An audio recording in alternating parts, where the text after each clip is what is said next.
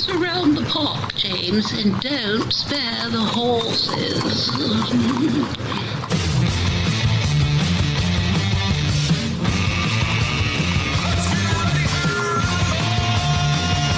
It's showtime. Indeed, it is showtime. Welcome in. It's On the Ledge, your Ontario Politics podcast. We are recording this session on Thursday, December the 4th. And as you all know, things may have changed by the time you hear this, but this won't. Toot, toot, all aboard.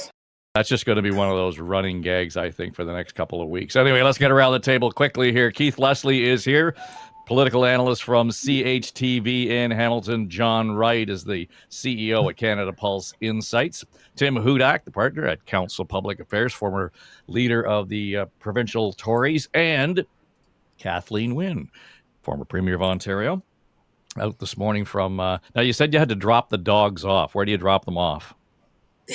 They go to doggy daycare. Oh, I see. Okay. That's part of the deal Right. when I'm on my own. Right. Okay, I got it. Is it hard to get a space at doggy daycare these days? Actually, there's a wonderful woman who lives on the next concession road, and she has, 10, 12 dogs at a time. She's got a big property. They actually love it there. So I leave them off. I drop them off guilt-free. Now, do you get photos throughout the day and the cute things that they're doing or the games they're playing? She does this amazing thing. She makes a calendar for Jane at the end of the year because she's a photographer too. So she takes beautiful pictures of the dogs. I like them, in a photograph. They're sweet in a photograph. It's just when they're jumping on the bed in the morning, it's not so great. Yeah. Well, my line is, I like dogs as long as they belong to somebody else. That's exactly. Oh man! Well, I'm quite happy that you've got a dog, Tim. I'm judging you. I know. Well, so I can share a story if you like, because when we got married, Deb was more of a cat person, and I was more of a dog person. So we compromised, and we got 2 cats. But now it's my turn. Now the cats had a good long life and all that. They're off to cat heaven. And we got Melbourne, the Australian Shepherd. So she's now 3. There you go. Wow. I love cats. They're so independent. The thing about dogs is they're so needy. They're so needy. They need someone with them all the time. Anyway, Jane loves them. There you go. The grandkids love them. So I'm the Grinch. I've been accused of being a cat in another life, perhaps in this one. So just not an indoor cat. That's been my issue. Okay, lots to get to, and I want to sift through the details of the Auditor General's report. So we should probably... There's so much in there. And Keith, I know, the press gallery was like, the early Christmas gift for everybody in the gallery, because here we go in December and the annual report comes out. Particularly this year, I think, because it's healthcare, there's so much in there. And we have been talking about, some of the issues that the Auditor General brought up in terms of how things were funded. But I think the most striking thing for me, Keith, was the billing questions. And it wasn't... It's remarkable that 10 billing physicians provided pain management bill between $4.3 and $9.9 million for a combined total of almost $60 million in the year, and so on. Those are big numbers, and I get how they catch the eye of the headlines and so on. But the underlying issue for me is the sort of the amorphous nature of the billing system vis-a-vis our healthcare. And I heard Bob Reid, he kind of nailed it on the radio earlier this week. He says, essentially, it's all done on the honor system. So that when I go to the doctor, I don't know, and I have whatever procedures done or tests done or checkups done, and I leave, and I assume that she's checking off the boxes that we went through when I was in the office. But there's no patient connection to that billing in as much as authorizing it or accountability. So there's a whole lot of mess there in terms of the underlying support infrastructure that I think... I'm shocked that it's taken this long for the Auditor General to come to this conclusion, quite frankly. Well, I remember years ago there was a proposal, I imagine it was from the PCs, but I can't remember specifically, to give people a receipt when they got healthcare services. Yeah. So that you would then know exactly, they built, I didn't have that test. I didn't go for it. Like if it's something like all of a sudden someone's just dinging everyone for an MRI all the time. The shocking thing, of course, out of the auditor's report, and she indeed found it shocking, was that, there's physicians out there who managed to bill 364 days a year. 24 hours a day. Now, they don't know from the filing system whether that's someone, filing it all at the end of the week and making it look like it's all being done at once when it wasn't. But they do have the data showing us that there's some doctors that are definitely outliers in their billing practices and in the amounts they're billing. And yet they don't do anything about it unless there's a complaint. And that's given the amounts involved here. And we're talking, hundreds of millions of dollars, billions to the healthcare system. The agreement with the doctors, it's just they have the data. It's there. It just needs to be analyzed better and flag these clearly red flags that need to be followed up on with deeper audits or at least checkups on the billings of those particular doctors. We hear the same things every time. There's always an ophthalmologist that's the biggest outlier, and we have that again this time. But the whole billing practice, and the governments have promised to update this and change it, but it really hasn't been done. It's the same billing practice. You say it's an honor system. And I think that old idea of just, when you leave the doctor's office, here's the receipt. I don't know if it needs to have a dollar figure, but here's what happened to you today. Here's the procedures you went through or the checkup. And I think people, putting the dollar figures would be there. I think people would be very interested to know that their visit to the doctor was just to get a prescription. That doctor made $22.50 or whatever the small amount is they get for a visit. I think that would help everyone in the system. So maybe that's the idea to get back and give people receipts so they actually know. And, then the doctor's office, those that are trying to cheat the system wouldn't be able to if we all know, well, hey, this is what he's billing for. I didn't get that.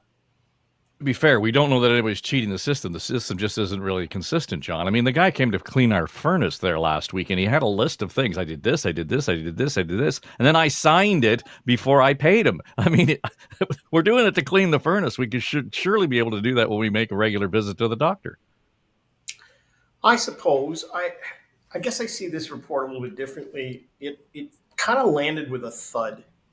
There were the days, of course, that all of us know where an Auditor General's report would land. It would take up days of coverage. It would, be the double page spread. This time it's well over 300 pages, and it's just kind of landed. So that's the first thing from a public opinion point of view. I don't think it surprises people when they hear that there's some waste and difficulty within the healthcare system. So that I don't think this sticks to the government. Secondly, I think it's important for auditors to go ahead and find these things. The government clearly has learned and federally that the best thing to do is to say, we accept all the recommendations and kind of move on. Look, the healthcare system to most people in this country is about making sure that they have a doctor, not necessarily about the billings of the doctor. We hear a lot about the OHIP system and doctors not being able to bill for certain procedures, and that the need is there for an update. That's the sort of thing that the Ontario Medical Association and the government negotiate. And in fact, they did negotiate and said that they would find savings within the system, and that is still yet to be realized. But the more important thing is when we hear this week that half of the doctors that we have, in fact, are considering to retire in the next 5 years. That shouldn't be surprising. I have two of my doctors who are younger than I am, that's for sure, but they're on their way out the door and they're handing it off to younger doctors. And in some cases, that's going to mean closed practices. So I guess from a public opinion point of view, it doesn't surprise people when they hear something like this. It's probably got less impact than it did before. But more importantly, the issue that is most on people's minds is, do I have a doctor? And that is addressed as well. And it shows slow progress, but showing that there is some progress. Tim, I'll let you talk about the billing, but to John's point around the primary care, the Auditor General pointing out that there's no concerted, focused effort in terms of how we approach that in a consistent way across the province. And there are obviously some parts of the province where there's more need and it's harder to get family physicians or primary care physicians. So that strategy in and of itself is problematic. For sure. I'll give sort of three comments on what's on the table here, David. That's all right. And I do work for the Ontario Medical Association in my role at council, so I want to let folks know that, and it gives me some insight on this as well. Okay, so Keith's point off the top, that's right. There was a PC governor, Mike Harris, that talked about getting that receipt out. Debbie still talks about it, saying, why don't we do this? And we see Mike around. He talks about it as well. I was at the cabinet table. I think the issues were around privacy, but having some checks, right, I think is always important. We're talking about taxpayers' funds. And, I can tell you the OMA doesn't want to see a single dollar go to improper billing. They want every dollar to go towards patient care. So what happens is when these things get red circled that something looks off. Did somebody bill all this stuff at the end of the week and it looks like it was all done in, one day? Then they work with the Ministry of Health to go in and examine these areas and make sure the money is actually going into genuine patient care. But the larger issue I wanted to focus on, number one, the OHIP billing system, as John pointed out, is antiquated. Believe it or not, I knew it was old, but when I got involved with the OMA, it actually goes back to the 1980s. The fundamental programming language is COBOL, right? I mean, when's the last time you heard somebody talk about that as a programming language? And as a result, it is a frustration. Physicians spend an average of 18 hours a week filling out forms, administration, working with this antiquated system. And David, also means that innovations are frustrated. There was a story recently out of Hamilton, Keith probably remembers this, where doctors were doing a breast reconstruction surgery, a new modern treatment, and this outdated system doesn't recognize it. So it's a disincentive to new systems. There's a story about a farmer who got his hand-caught machinery, lost 4 of his fingers. Right. And a doctor painstakingly, successfully sewed each of those fingers back on with new technology, not in the system. So we need to modernize this. I think it should be a priority for the government. And secondly, John pointed out there's a crying need for new docs, family physicians particularly, looking at retiring and fewer going into that system. Have a payment model that actually focuses on rewarding time spent with patients instead of trying to chase through something that goes back to the Commodore 64 era. Well, I mean, we could do a whole show on COBOL because, not only is the billing system based on COBOL, the banking system is based on COBOL. Really? And here's the problem, Tim, is not so much that it's old technology, it's old coding.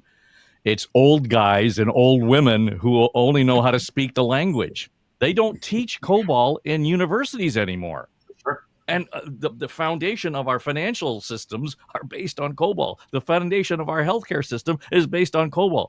There's a whole show to do on that, and there's a danger based on the ineffectiveness around teaching and being capable of speaking and writing that code. Anyway, Kathleen Wynne, the other part of this problem becomes around the medical schools. I mean, we hear the premier, we hear the health ministers, we hear, all the advocates for the government will stand up and say, well, we're building new medical schools. There's going to be more capacity, et cetera, which is great. I mean, let's take that at face value. The challenge that the Auditor General found was that vis-a-vis primary care, there's not enough consideration within those systems to provide proper training, adequate training for primary care physicians, but also they didn't do much of a head count or analysis in terms of what they needed or where they needed any of these new seats for medical students. Yeah, so I think just a couple of things. Obviously, the Auditor General, to John's point, highlights issues that need to be dealt with. And so you can bet that there are conversations right now, and have been since the Auditor General was writing the report. The ministry is working on how to address these issues, and with luck, there will be improvement. So I think we have to give that credit, and every government has to deal with these challenges, and they're real. That's why we have an Auditor General, so that we can unearth things that in the sort of day-to-day business of government that you wouldn't hit upon. So I think that is really important, and that's the issues that are raised in this report are things that have gone on for a number of years, obviously. I also asked when I was Premier about the issuing of a receipt or some kind of bill. There are fee schedules posted in doctors' offices. So if you want to know how much a procedure costs, certainly in my doctor's office, those amounts are there. But one of the answers I got was the cost of administration, that there would be a whole raft of systems that would have to be developed, to your point about COBOL, on top of a system that's already kind of rickety.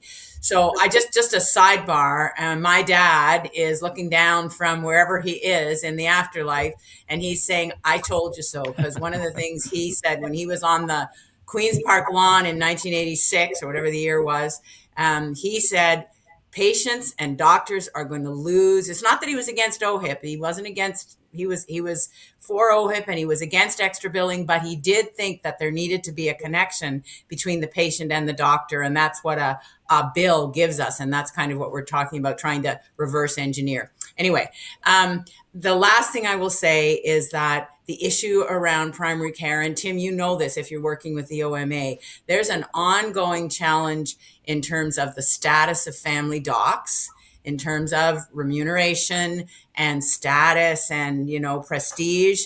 And we got to get over that, because the primary physicians are the system navigators. They can be the most important healthcare provider for a family.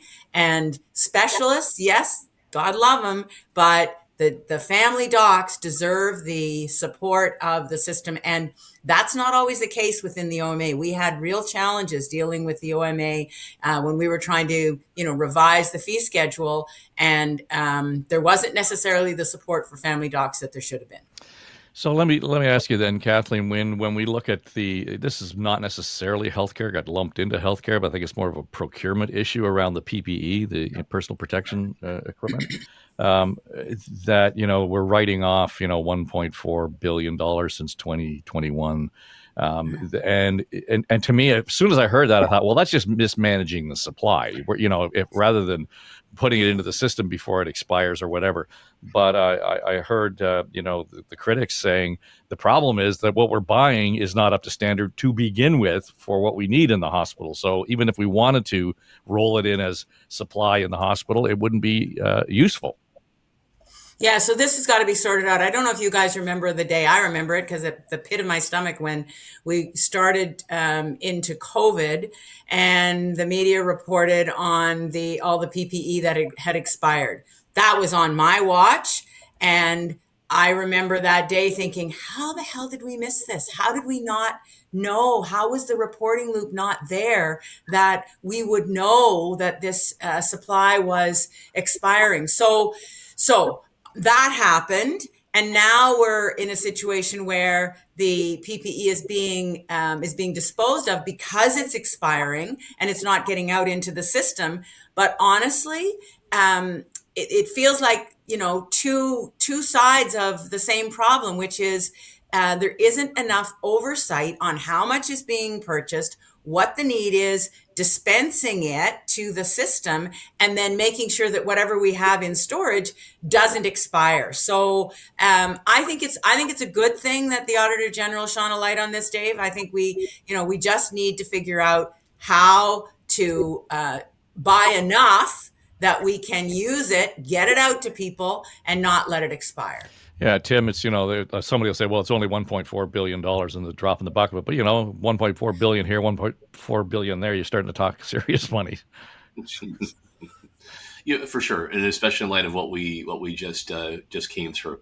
So I think Premier, said it well, the Auditor General has a important role to put red circles around issues across government. And to John's point, they seem to fizzle out more quickly than they used to. Well, to stay on it, to return to it. And I think all of us as commentators, media, have a job to hold government to account to what's found there. Well, John, you're one who has kind of used the phrase "there's going to be a reckoning," and that is to suggest that somehow we have taken lessons from COVID. This suggests to me that we have not. In very short order, we've ignored the issues that we faced in COVID. Yeah, and as I answer this, I should also indicate that I've just been appointed to the Ontario Health Agency, which is the government body that measures, monitors, and knits together this healthcare system. So I haven't even really dug into it yet, so I'm just getting to know it as well. But I think, when you take a look at the healthcare system when it comes to this, there are a lot of learnings to be done every single day. And my sense of it is that even the setup for the monitoring of it, still has areas to be dealt with and to planned out. It's a huge machine. I mean, it doesn't matter what province you're in. The healthcare occupies the largest expenditure of where you're headed. And I am a broken record on the graying and aging population. As I said, we're seeing it. with the doctors retiring. It affects them as well as us. And I have to say, you can project out into 2035 through to 2041. All of the work that I've done in that area shows that we're headed towards something that really isn't being planned for, let alone talked about. So the reckoning is going to come. It is going to pass through the system very significantly. It's going to be about long-term care beds. It's going to be about services to the elderly. It's going to hit us really hard because we haven't had a chance to kind of have input in it and to look up and see where it's coming. So just like my own life is going to age out, this issue is going to age through, and we're going to have to deal with it sooner rather than later. And I think, this is a fiscal time bomb.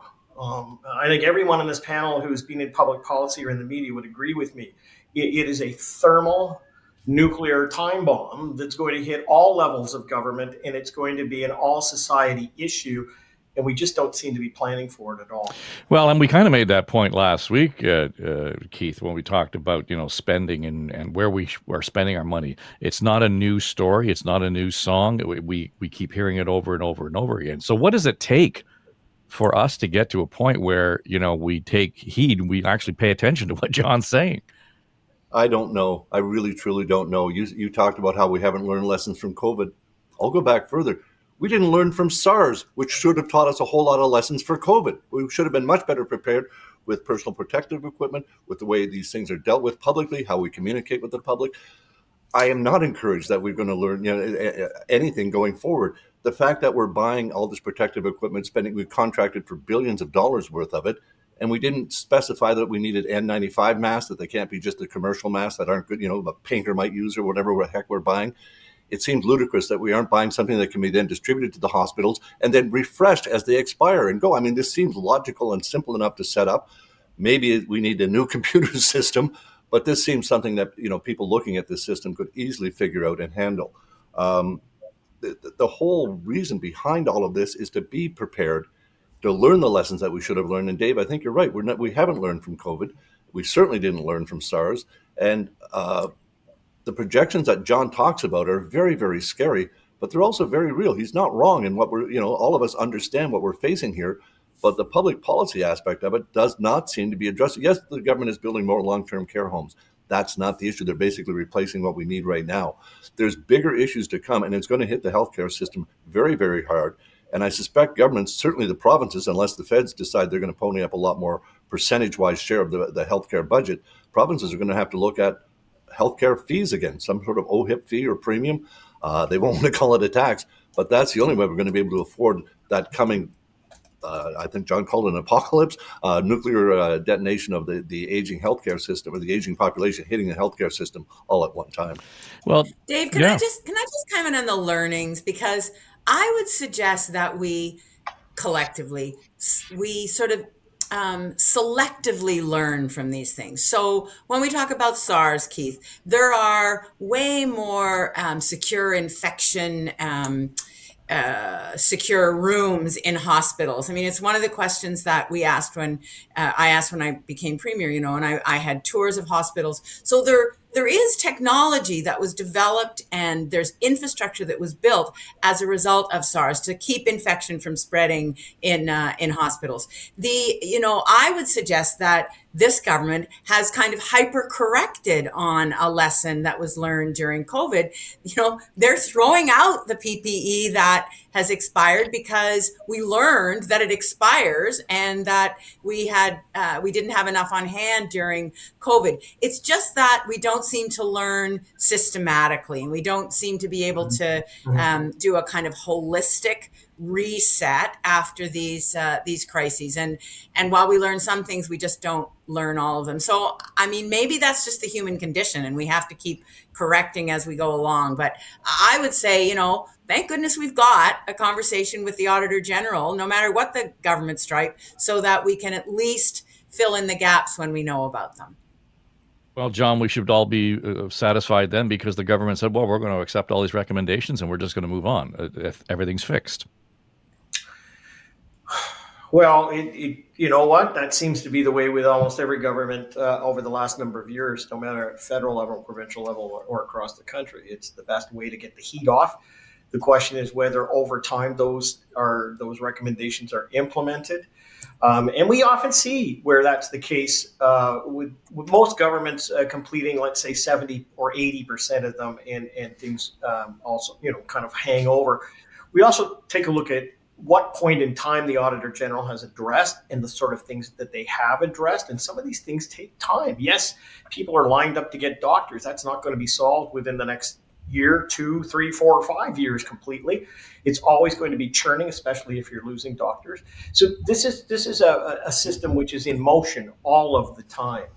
I guess the thing that I also look at is just the nature of the government of the day. And I think if we look at almost everything that this government has dealt with, it's been more on the retail politics side than it has been on the strategic side. And that's been good for them. I mean, honestly, despite all of the kerfuffle that the Ford government may be having on everything from speed bumps to beer in the corner store, they still ride high at 50 to 52% in the polls, which is way more than you need for a majority government. So, the retail approach of the government doesn't look longer term. Whereas, with Premier Wynne and even Premier Harris, if you go back in the days, there were commissions or there were other groups that were set up. It's not to say that the recommendations from those think tanks that are established are actually followed, but it gets people talking about things. It gets them focused and stakeholders focused on what is to come as opposed to what there is. And I think that's the issue that we really have to be addressing. Tim, John cites the continued popularity of the Ford government, and there are those who would point to the $112 million of taxpayer-funded advertising that was purchased last year, and most of it, said the Auditor General, was to shed, a good light, a positive impression, I think was the phrase she used, of Premier Ford's government, particularly ahead of the election. And in fact, I think on one of the podcasts, just after the election was called, some of those ads were still running, which was a no-go zone to begin with. This is going to be a sore spot, and I think it's a hard place for most people to kind of argue against. Argue for that kind of advertising. Tell me where I can go and get my driver's license renewed, for sure. But telling me what a great job we've done and pat ourselves on the back because I can, get to work this much faster than I did last year at this time, not quite sure that's a good use of ad spending. Yeah, I'm really torn on this. I think big picture wise, this has been a tool that is used increasingly by each government, no matter what the stripe. And in opposition, they criticize it, but then they end up using it. And this might be a chance for Premier Wynne to correct the record too, because last week I said that the number of legislative hearings have reduced in secular government, and so she corrected me after the show. So we'll give a chance to rebuttal if you like, Dave. And I'm torn on it, right? So changes were made where the Auditor General has to approve ads now. There was some controversy, I think, under the McGuinty government where she was saying no to ads that had the color red in them because that was too partisan. So you got to figure out where to draw the line. On principle, government does need a chance to advertise. You mentioned around getting your COVID shot. You can push the line as well. I think that if, there's an economic strategy to, support investment and encourage investors around coping with the post, Trump tariff era, I think that's fair game. But when you cross the line into, what looks like an endorsement, that's not. The question is, who's the ref on that, right? I don't think you ban it all together. The Auditor General basically makes a call and then they have to answer for it in the media. I don't know if there is a perfect way after watching this issue over 21 years in legislature and 8 years since to decide exactly who the ref should be. Well, I think it's worth, for the sake of context, that the rules changed under your government, Kathleen Wynne, but the Ford campaign in 2018 says we're gonna go roll the regulations back to the way they were, and they never did. Well, I mean, Tim's got it exactly right. No need to correct the record on this one, Tim. I mean, we have to go back to the legislation that we brought in. And to be fair, we brought it in reaction to hyper-partisan ads that the Harris government was running with Mike Harris in them, right? So it was very, it was hard to argue that they were non-partisan in any way. So we brought in, under Dalton McGuinty, we brought in legislation. And Tim's right. I mean, we got to the point where literally if there was a red apple in an Ontario agriculture ad, that Auditor General wouldn't allow the ad to go forward. So we did loosen it a bit, but we didn't change the essence, which was they are to be non-partisan ads. So, I actually think that Doug Ford, when he looked at it, or when his team looked at it and said that they weren't going to reverse the changes that we made, it makes sense, because we still left the Auditor General in place. There's still a check on the advertising. I think that, I think the measure should be, is there information in this ad? To your point, Dave, does it tell me something about what the government's doing or how I can get service? If it is just self-aggrandizing, then I think it's a challenge. But maybe there needs to be somebody more than just the Auditor General. Maybe it needs to be, I don't know. Maybe, I don't know, Tim, what do you think about this? Something that the Board of Internal Economy starts to look at. Maybe there's a non-partisan or multi-partisan. I don't know. It's very hard to gauge, but I do think there needs to be information in the ads. I'd say a panel of 3 former leaders. We've got 2 here, Premier, that could start doing that ad. We'll throw in Andrea or Howard or something like that. Right. I'm sorry, I laughed at the Board of Internal Economy because appreciate that's a group of fairness, one from each of the represented parties plus speaker. But maybe you had the same experience when we used to refer to it in the PC caucus as the Board of Infernal Economy or eternal. Yeah. Eternal. Either one, right? Either one. So Sylvia Jones was, because I think she's a tremendous talent, smart, fair and balanced, now Deputy Premier. So an eye for talent, I guess. So I appointed to her for a number of years and said, please, this year, don't put me on the Board of Infernal Economy. Yeah. That's something I always hate. Just so you know, the media can't FOI what goes on with the Board of Internal Economy. It's one of those things we rely on the brown envelopes from the board members, and there aren't that many. But on occasion, they do share. But just for the point, if you punt it off to the Board of Internal Economy, we may never know what actually happens. Yeah, I was kind of being flip about that because that would be impractical. But the point I'm making is maybe there's something broader than the Auditor General. But it's going to keep swinging. The advice and the perception on this is going to keep swinging. But I think if we can say there has to be a check on it, there has to be information in the ads, those are the kinds of guardrails that I think we need. Dave, I just want to say my takeaway on this was different in that I noticed that the majority of the money is still going to TV. It's $2 million a week, basically, is government spending. The majority of it's going to TV. The next biggest is online. And radio's way down. Come on. Let's get that money back in radio. I think basically, and I see it with the Nova Scotia government, I get a lot more direct emails. You're due for your flu shot. You're due for a COVID shot. Yep. You can get it here. You can get it there. That kind of direct to me, I'm registered with, that works really, really well. And it saves the government, I would think, millions in TV advertising. So I found it curious that the TV was still the winner in this, because I don't think that's going to be the case for a whole lot longer. It's those same old guys and old women who relate to cobalt. They still watch TV, right? Exactly. Yeah. Well, you see the ads on the TV newscast? It's all drugs. It's all old people drugs. So yeah. Let me take a step just off to the side for a moment and take a look at this. We live in extraordinary times. I mean, you can't underestimate the impact that we're seeing, and maybe this is just a segue to the next set of questions, but I mean, whether it's Algoma Steel or whether it's Stellantis or other companies that are struggling at the moment to try and figure out how to deal with what's happening in the United States, the tariff issue. There's 2 things that I've noticed, both federally and provincially, and that is that, number one, you have to say that your country and your province is open for business and things work here. I mean, it does send a message. And so I come down on that side. I think there's also a really important need to give people hope. And yes, you can say that, we're all in this boat together and elbows up and all that sort of stuff. But what you see the Prime Minister doing as well is going to different countries, saying that we're open for business. And even when the Swedes come, and I don't know whether they're going to, what kind of a job they're going to do, whether it be on a fighter jet or otherwise. They did sign an agreement with CAE for, I think it was $1 billion while they were here.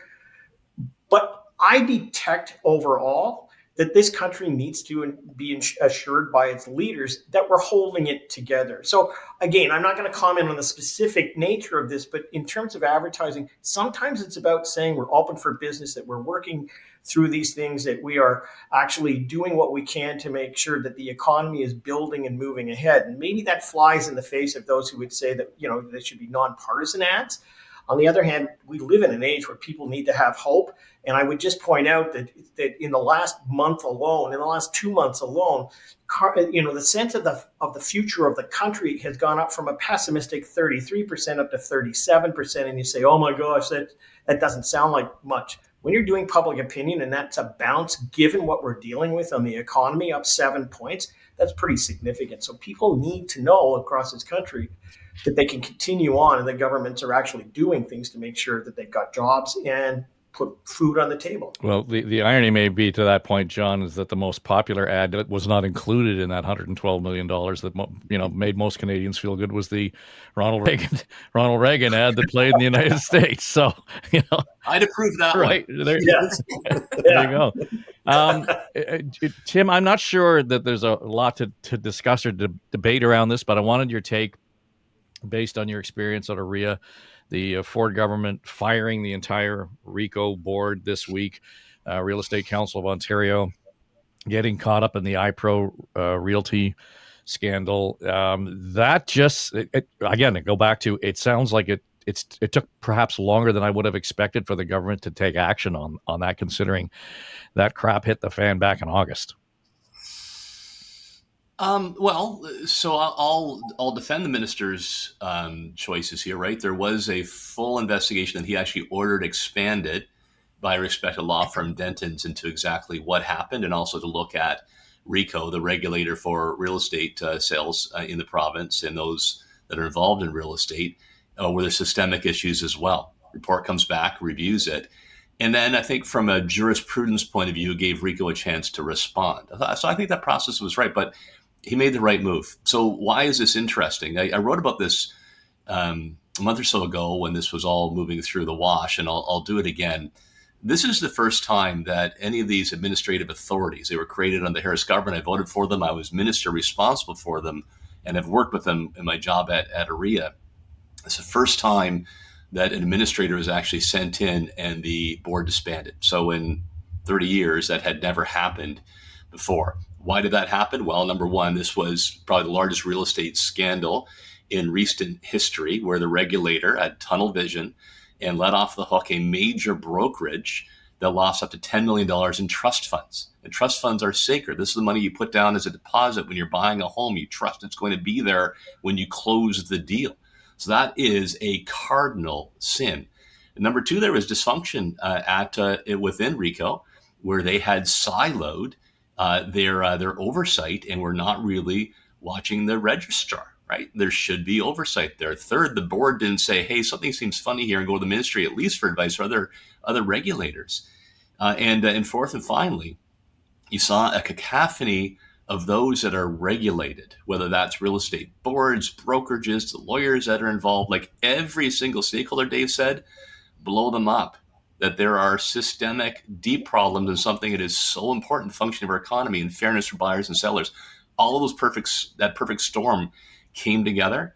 The minister made the right move to put Jean Lepine in there and clean it up. Well, I think one of the most striking thing for me was that when the IPRO issue hit the fan, Ricoh allowed them to continue doing business and extraordinary amounts of money. So, and your friends at ORIA, I was doing some work with them couple of months ago, and boy, that just struck at the heart of their own sense of the relationship with their own communities, because you will know that people will just see real estate, and so all of a sudden they were wearing everything that happened at Ricoh, and it has nothing to do with the real estate agent on the street necessarily. Yeah, ORIA, I think, made the case well. Actually, Premier Wynne was at their conference this past week. It's, I think, Canada's best public affairs conference. But your point is absolutely right. They let the normal procedure is when money has disappeared from a trust account, you shut the brokerage down, you freeze the accounts, you protect what's there and stop more damage. They let it go on for months, making the hole even bigger. So good for ORIA, Cornerstone. I represent actually at at council. They're the second largest board in the province. They all called for significant change here. I missed one important point too, which is why Ricoh had no friends. Their relationship with government was poor as well. The Auditor General had gone after them. There wasn't trust in the minister's office or the bureaucracy. All of that combined, which is, I think, a harrowing tale for other regulators to make sure they don't fall in the same hole and review their own processes. Tim, wasn't it criminal, though? You called it a cardinal sin, what the IPRO people did with the $10 million. Isn't it a crime? Shouldn't the police have been called right at that point? Yeah, it is truly, Keith, unbelievable that sort of the lack of judgment and the lack of oversight then for others to say, hey, hold on a second here. Nobody else was informed. And even within the enforcement division, some people did raise alarm saying, are we sure making the right call here?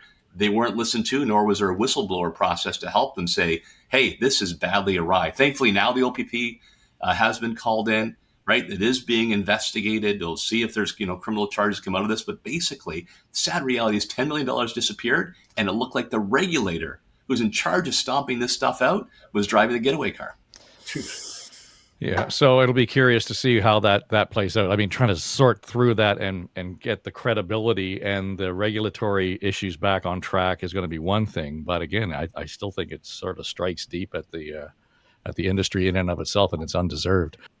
And Tim, do you think there actually need to be changes to the regulatory regime? I mean, is that part of what needs to happen now? Because clearly there wasn't enough of a check in place on this, right?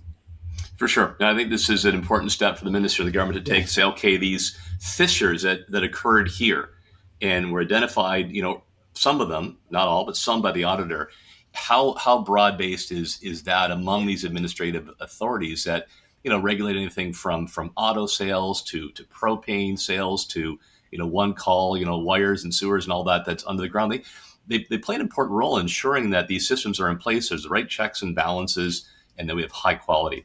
So, and then there's a role also for those boards to say, okay, let's look at this report here by Denton's. What lessons are there here and how we can clean up our own practices? Yeah. Keith, just want to draw on your years of experience. Can you ever recall a time when EQAO results came out and people were happy with them? No. I can. Oh, really? Well, yeah, the government like to be able to measure things and use these statistics to show that there's been improvements in reading, writing, and math. I mean, it's a basic thing, but there's always been, but as long as the EQAO has been around, there's been complaints that teachers have to teach to the test.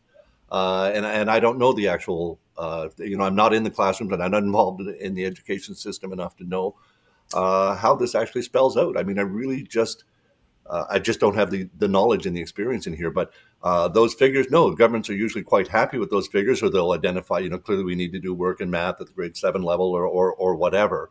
I mean, it is a guidepost for governments, but is it the be all and end all? I don't know. I mean, the government, as I said, they love to tout figures. I remember Premier Wynne when she was, I think, you come up to tell me. I was education minister. Yeah, you come up to tell me the graduation rates. And I always push back because the government will give you the 5-year graduation rate and say, look, we're above 80% now. See, the 4-year rate, and it's a 4-year program, is still 70% or 72, whatever it was at the time. Yeah, well, that went up too, Keith. Yes, it did, absolutely. But governments love to make the best of the figures that they have at hand, and pointing to a 5-year graduation rate when grade 13 had been wiped out years earlier shows that they'll use the numbers to the best of their ability. I think the EQAO numbers, why the government sat on them and then put them out and didn't declare an action plan other than we're going to dive deeper into it, I'm not sure what the goal was there. John, the A in there is accountability. It's not about assessment of the education quality. It's about accountability of the education quality. So to me, we look at it as if it's an assessment tool, but it's not. It should be about the quality, and we don't focus enough on the quality. Yeah, it's well-rounded. I have to say that having 4 kids go through the education system, that as a parent, having those test scores were important.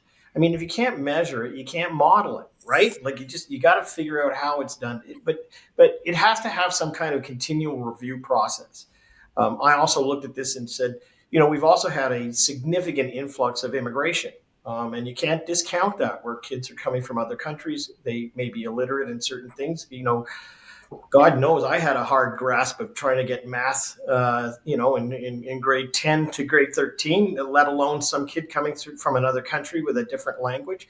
I think there's other factors that you look at, but yeah, the minister has basically delayed it and believes that there should be some scores to be raised, some output to be improved. If that in fact is the true nature of it, well then I as a parent would say, yeah, let's see what we can do to make sure that the system is better. And it means that you are accountable if you see something that needs to be developed, that you're actually doing it. Well, Tim, I went through some of the school by school stats for the grade 6 results, and I was shocked. I just went through a couple of pages of the lists randomly in the Toronto District School Board, and I was shocked at the number of times when you would look it up and say how many kids are English speakers or English as a second language, and there were not enough participants to make it statistically accurate. So I don't know how you measure reading scores at a level where we don't even know how many kids actually effectively speak English.